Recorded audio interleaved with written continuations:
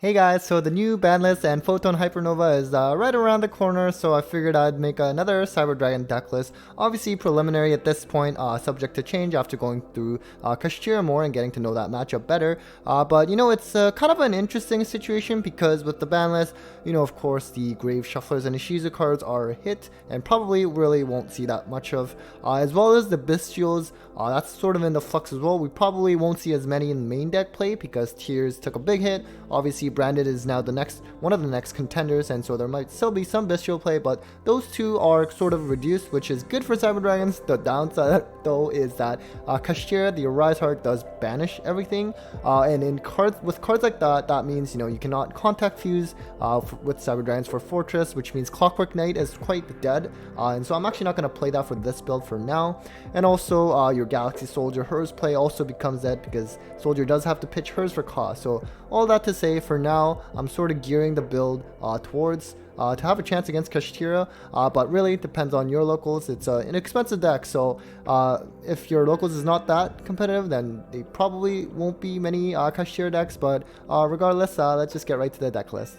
Alright, so on to the main deck. So we of course are starting with the 3 core, the 3 hers, the 3 OG Cyber Dragons, because we are playing the Machine Do variant in this one, and just the 1 Naxer. Normally I play 2. I kind of got used to playing 1 in like different Cyber Dragon variants, and you know what, I guess I'll stick with it for now, but if you want to play 2, that's totally fine. 3, probably not. It's not really something you need to open or anything. It's sort of something that you usually specialize the deck with core, but sometimes if it's in hand and provides an extra body if you pitch a monster. And then we were playing the 2 Soldier and the 1 Jizakuru. I was trying out with 3 back when, of course, just recently, at least I guess technically even now, she's with Tears, because of the Millers. Once this goes to grave, you can't add it back or anything, but now, sticking back to the normal ratio of 2. The downside, as I mentioned earlier in the video, is that, under something like Dimension Shifter or Rise Hard, you cannot use this effect to try to specialize because it has to pitch to grave as cost. And so, against decks like that, you might have to side this out because this is a going second deck. And of course, we are playing the Jizakuru. I was actually trying out playing this at 2, and you can as well. I think Kaijus are kind of nice right now, and Wind Barrier Statue is finally banned, so that's really good to see. But you know what, I have a lot of this card. This deck is a little bit larger, so you know what, do as you may. Next, we have a bunch of hand traps in monster form, of course. We have the 3 Nibiru, which I think will be, as most people predict, will be pretty good. Against Kashtira, it's great, and it's good against a lot of decks, and it's kind of going to make a big comeback. And as well as Gamma in the main, we are a going second deck, of course. So usually nowadays, when people play Gamma, if you watch my YCS Top Cut breakdowns, Gamma, if they're played, they're always sided. But because we're going second deck, we can always main deck it. And the thing with these hand traps are that they are light, so worst case you can always pitch them for Galaxy Soldier, assuming that you can, if you're not under shifter or anything. So it's kind of nice. And Gamma is something that I used to play quite a lot way back a few years ago when I was originally starting on Cyber Dragons, and it sucks to draw a driver, but man, Gamma is pretty impactful. And a new monster I am trying out is the Div Incarnate. So something like Kashtira, if you have the zones available at least, it is like sneaky good and it gets really, really beefy, which is nice for this deck because you can, for example, enable easier OTKs. This is not really like an Unga Bunga OTK deck anymore. If you can, it's nice, but it's more like just trying to break boards, especially as I mentioned, you cannot, well, at least I'm not playing Clockwork Knight in this list because of that, again, Kashtira matchup where everything's supposed to be get banished, so that means you cannot contact fuse. So the Incarnate's nice. It can also special summon as well, which is pretty crazy. So if you have the zone to play it, this card is really, really nice, and yeah. And then finally, onto the spells, of course, we start with the triple Cyber Emergency. If you're playing pure Cyber Dragons, you're definitely playing this at 3. And then the Repair Plant to search that Light Machine, usually your Jizakuru or most likely your Galaxy Soldier. The Ref system helps you go into your Infinity plays as well. It's not as good now that Elf is banned, which is unfortunate. It did allow Core to become a 1-card Elf in either Sprite variants or even my pure Cyber Dragon list. I previously had mentioned how playing Elf on Gigantic Sprite was still good in pure Cyber Dragons because it allows Core to become this 1-card 3200 beat stick, and then you can Zeus over it as well. But now that line is gone, unfortunately. But it's still nice to have, and especially because of that card destruction protection effect, your Seeger can get pretty hurt out. and some fusions, the Cyberload fusion and the Overload fusion. This one is definitely going to come up more now that, you know, Kashtira is banishing everything. Overload fusion is interesting. This was starting to get really dead just up until this current format because of all those grave shufflers or even bestials, and they would just get rid of the stuff in your graveyard and you just would not be able to resolve it. But now we're sort of back to being able to use it again, at least for now. I mean, of course with Kashtira it would just banish everything, but hey, can't have everything. We were of course playing the triple machine dupe as sort of our last Cyber Dragon related spells. And remember, if you are playing Clockwork Knight, you do have to be cognizant that if you play that first, then all your baby Cyber Dragons or your monsters in general will gain 500 attacks, so they'll be too big for machine duplication. I was still playing that with the Clockwork Knight with the machine dupe regardless. But as I mentioned repeatedly now, you know, I'm just trying out not playing Clockwork Knight. I know it sucks, the card just came out for us, but you know, in a Kashtira format, it's not really the best. And then some onto some other power spells, just the one Change of Heart. We are playing triple Book of Eclipse, of course. This is something that's going to be quite popular as well. It's, you know, really primarily for the Kashtira matchup. They can Ash it though, which is kind of unfortunate, and probably a lot of people are going to be playing Ash because they're, at least at the start of the format, because they're probably predicting that there's going to be a lot of branded decks, and Ash just really kills branded fusion. But, you know, trying this for now. Again, you want to try to clear the field though, of course. And so, yeah, that's one of the downsides, because otherwise they're going to draw quite a bit. Some other spells just to improve consistency, because this deck lacks that for sure, and that is Pot of Prosperity.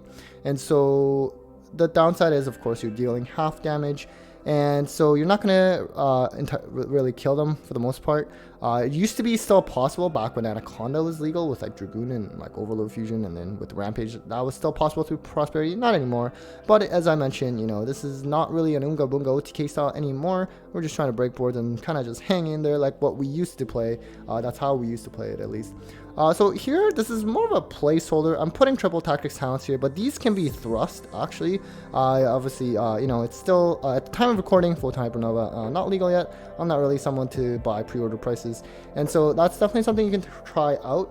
The only thing though is it's sort of iffy on, you know, what's like the best card to use off of thrust if you have it, because you can, you know, get like whatever normal spell or trap, and if they have a monster, and because we're going second deck, it likely becomes pretty live. You know, you can search something like, let's say, like Change of Heart that I showed. I'm also playing Evenly and the Cybernetic Overflow. Evenly is another good card to potentially search just to really clear boards. Of course, a lot of Cyber Dragon players will be saying that, yeah, you know what, you should search Machine Dupe, and it's true, but if you sort of think of it from a practical standpoint, from if they were to, you know, have activated monster effect in the main phase, it might be because you had at least started your combo lines, right? You, like, let's say your baby Cyber Dragon, and then the effect gets negated or destroyed, and now the Machine Dupe can't really do too much.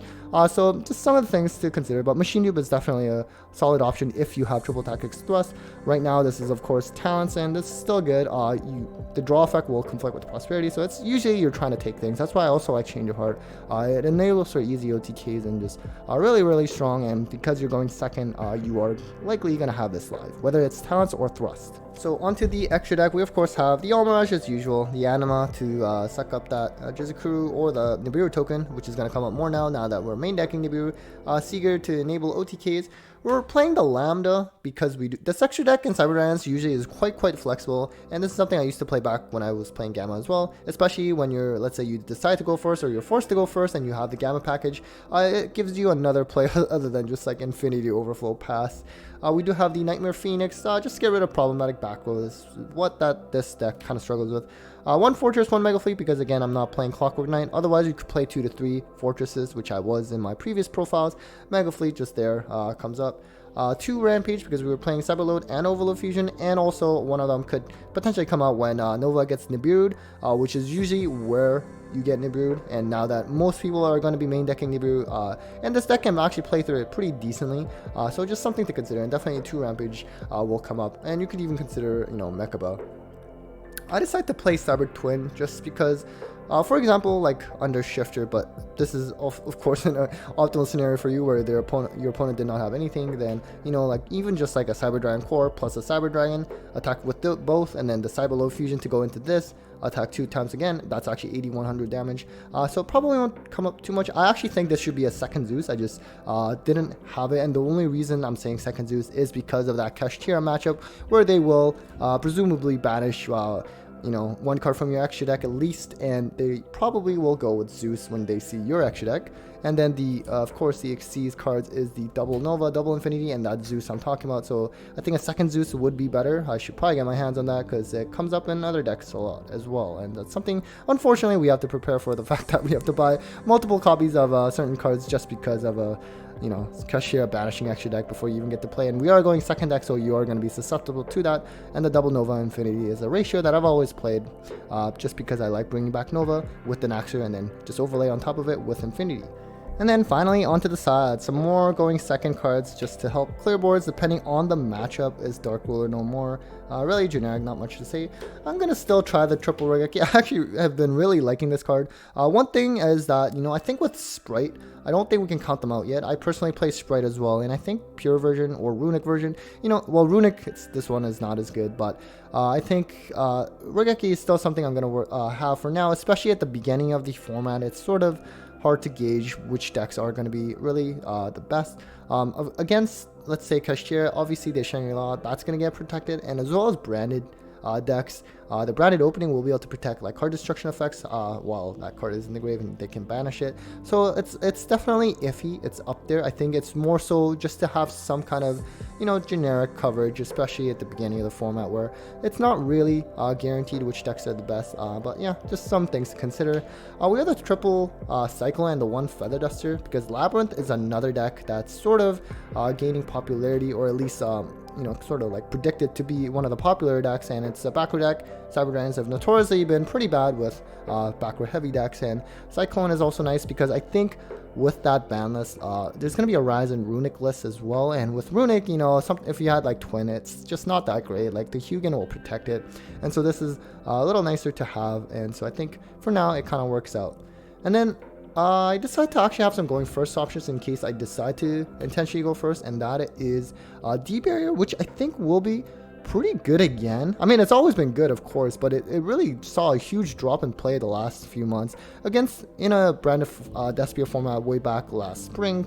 You know, we did see a lot of this, as well as anti-spell Fragrance, but D-Barrier, especially also Kashtira, because they're very Xyz heavy, and then you have Branded Despia, which is very fusion heavy, and then you have Sword Soul, another potential contender, and that is synchro heavy. And so I think it's quite nice and pretty versatile. I decided to just put the Golden match in.